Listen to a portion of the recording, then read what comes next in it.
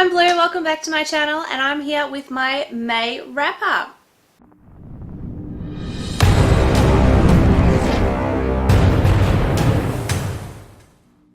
So my first read this month was Saga Volume 1 by Brian Vaughan and Fiona Staples. This is actually a comic and it was really enjoyable.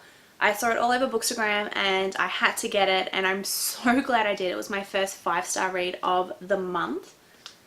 It is based on these two characters and they are from different breeds, they have a baby, whole war going on, so it's pretty much on their survival and trying to keep their baby alive. So that was my first read and it is amazing. So if you're after comics or you want something a little bit humorous, a little bit of adventure, this is definitely the comic you want to read. The next book I read was Esme's Wish by Elizabeth Foster. So Elizabeth Foster approached me on Instagram and asked me to review her book, and I'm really glad she did. She is a really great writer. I love supporting Australian writers. I think there needs to be more. We need to support as many Australians as we can because it is a tough market out there and we do have some incredible talent here in Australia. We just need to showcase more of it. So this book here is based on Esme, who's 15 years old and her mother disappeared 7 years ago, and it's about her trying to find her mother while everyone else believes her mother's dead, and she stumbles across this whole new world which, as you can tell by the cover, has dragons in it. So I highly recommend you read this book. I'll put the synopsis below and I'll put any links to Elizabeth, her website, her Instagram, because this was a really good read. I gave this 4 out of 5 stars and I cannot wait to see where this book goes. So my next read doesn't even make me smile, it really annoys me, and that was ACOFAS by Sarah J Maas, or A Court of Frost and Starlight. Besides the pretty cover and the pretty pictures, this book was dismal. It was disgusting. It was so not worth the trees they cut down for this at all.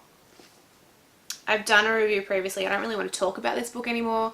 I'm thinking of changing my 2-star rating to back to 1 star. Because I just don't understand why everyone's liking it so much. Just because an author produces something and she has a big name doesn't mean that this something is good. This was not good. This was crap. It just looks pretty on my shelves. So the next book I read was Bones Land by Brendan Lowry. So this is another Australian author. This was given to me by Text Publishing and I was actually blown away. This is about a young guy called Bones and he lives in a little country town, and it's written from a boy's perspective. And you guessed it, boys actually talk like boys. It's really great to see a writer actually touch subject with that. A lot of writers just write boys from the perspective and they're really nice. They say their P's and Q's, and let's be honest, boys do not speak like that. I'm sorry, but if you think boys do, you're living in a world of denial. Boys are a little bit sexist. They're teenagers. They talk a lot of crap. They do a lot of stupid things, and he touches that in this book. I really liked it. I gave it 4 out of 5 stars, and I cannot wait to see what Brendan Lowry comes up with next. Another book I read was The Magical Misfits by Neil Patrick Harris. I love Neil Patrick Harris. He is amazing. I don't think there's anything this guy cannot do. This book was so cute. It's for middle grade readers, and I highly recommend you buy this for your kids or nieces or nephews or whatever, because it was brilliant. It had little puzzles in there. It was just gorgeous, and it has like little cartoons. It was just so cute, so well done. I loved it. I recommend it, and he tells you how to do a few little magic tricks in there as well. This series was based on Carter, who his parents died. He lives with his uncle who's a bit of a scammer. He doesn't want to live with his uncle anymore, so he runs away. He goes to a circus, and yeah, he encounters some things there, and this was just so cute. I gave it 5 out of 5 stars because I seriously do not believe there's anything Neil Patrick Harris cannot do. That guy's a legend. The next book I read was Fly By Night by Frances Hardinge. I got this book because I got Twilight Robbery from Macmillan Publishers, and I haven't read this one, so I figured I better smash this one out before I go and review Twilight Robbery. This was actually a really intriguing book. I have never heard of her before. I've never known any of her work, but it was really, really good. It was based on a young girl who believes there's more in life. There's a lot of magical elements. She kind of runs away with this guy, and then they encounter all these problems together, and I don't really know what else to say about it. It was pretty good. I love the writing more than I loved the storyline and the characters. Like, don't get me wrong, they were really, really good.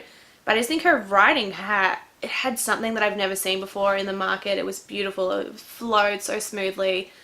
I started reading it before I knew it was like 2 a.m. and I had to go to work, so, you know, I had to stop. But I do recommend that you read this book. I gave it 4 out of 5 stars. Yeah, I think I gave it 4 out of 5 stars. And I can't wait to see what happens in Twilight Robbery. That is a really pretty cover. I love covers like this. My next read was A Wrinkle in Time by Madeline Liang. Probably butchered it. So this was recently turned into a movie that I really wanted to see, and when I found out it was based on a book, I had to read the book first.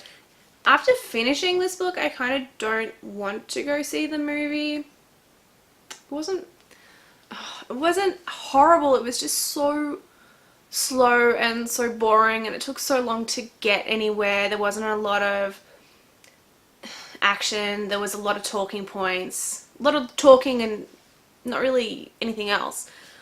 But it is kind of cute. I wouldn't reread it again. I didn't really hate it. It just wasn't for me.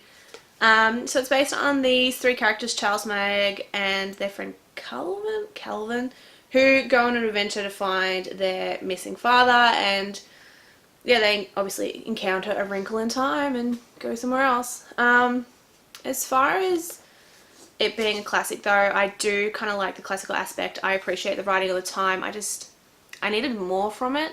I needed more engaging. I needed more action. I wanted something a lot more from it, especially because it's a blue book. Blue books are meant to be amazing. This wasn't horrible, so it still kind of counts as an awesome blue book, or kind of awesome blue book. Doesn't really wreck my theory yet, but it was a pretty alright read.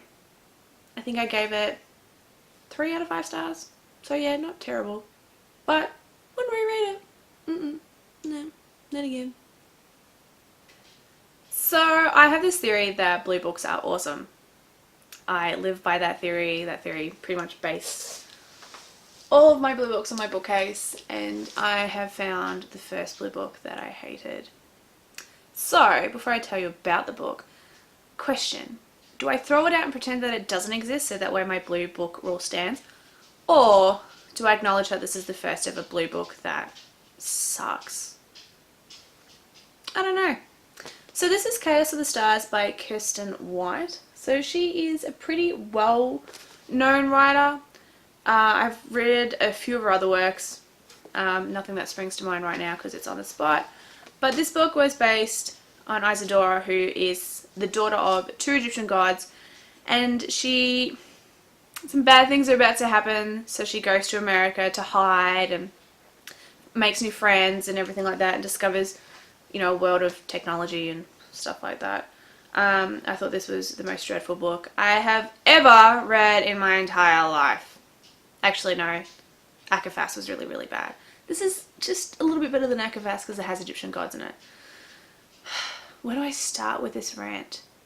So, the characters were dull. Let's start there. The characters were dull. I didn't connect with any of them. They were all really boring. They talked a lot. There was nothing. They just talked a lot. Nothing, not about anything important, just talked. That was it. Nothing really awesome happened or came out of their mouths. They were boring, they were dull. Ugh, they killed me. The plot did have something going for it. I would have loved to see this in a thicker book with more details, because that is what really brought this book down. There was no details. It was just kind of like, oh, well, there it is. There's no detail about what it is, how it got there, nothing like that. It just really... She just wrote it and expected you to like it. That was pretty much it. There's nothing good about this book besides the Egyptian gods.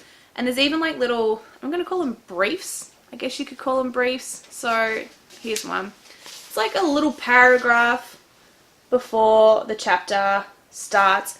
And I don't know, is it like her dreams? Is it like meant to be her thoughts. I don't know. It didn't make any sense. It was kind of crap. It really was crap. I really did not like this book. So much, I'm actually going to do a review about it because it sucked. So that'll be posted probably next week when I can build up the courage to not get too angry on camera and tell you about how dismal this book was. Coffee break.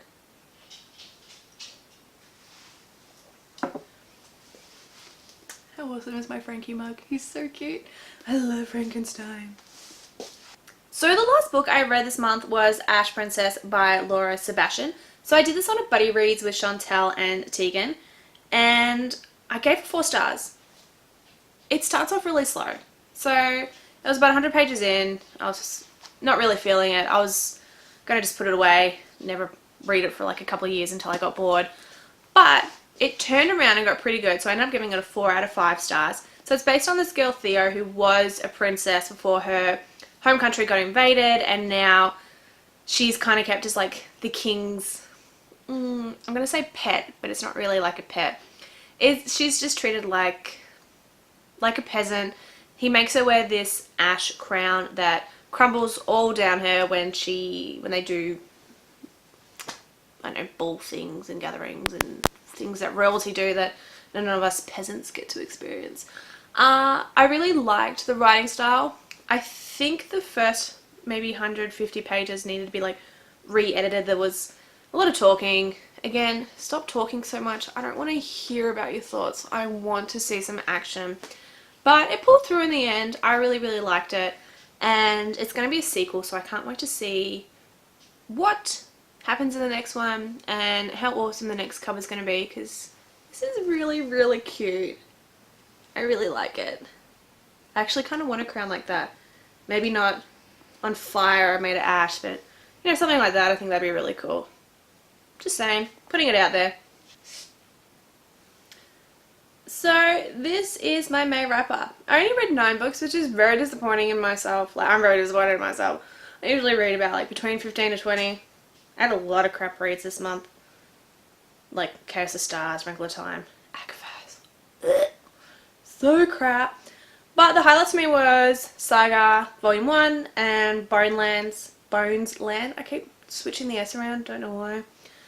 So hopefully I get some more challenging books, some more interesting books in the month of June. I'm hoping to spend more time reading and actually read hopefully 20 books again, because 9 books just really let me down. I feel really bad. I feel like I've let the book community down. 9 books. Anyway, that's all from me.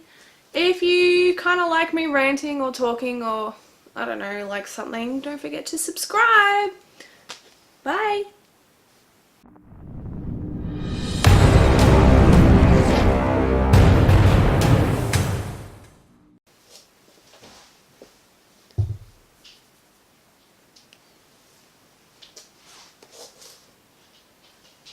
You're just gonna creep and watch, or are you doing manly stuff elsewhere?